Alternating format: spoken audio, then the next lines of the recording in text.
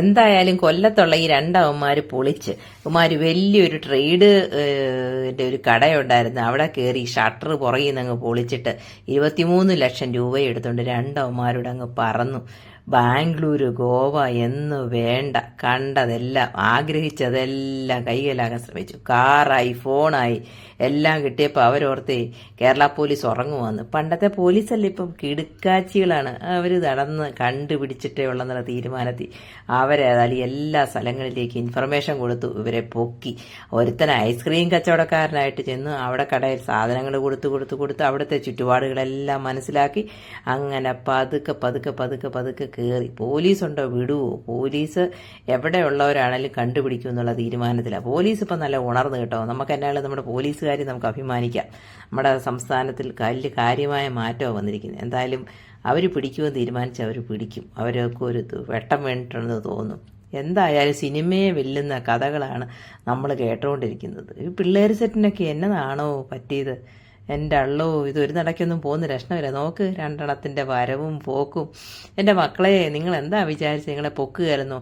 Cinema 3 മണിക്കൂർ കൊണ്ട് തീരും, ഇത് 30 മണിക്കൂർ കൊണ്ടും തീരില്ല. ഇനി പഴി എണ്ണിക്കഴിയാം.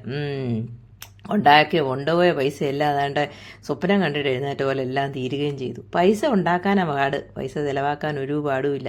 പിന്നെ കഷ്ടപ്പെടാത്ത പൈസയല്ലേ, അത് വേഗം തീർന്നിരിക്കും. തുറന്ന് കയറ് മാന്യ വ്യക്തികൾ കയറ്. എന്തായാലും ഇവരുടെ മുഖം ഓർത്തിരുന്നു. ഒരു സമയത്ത് ഇതുപോലെ അടുത്തടുത്തും കട്ടിട്ട് കയറി വരും.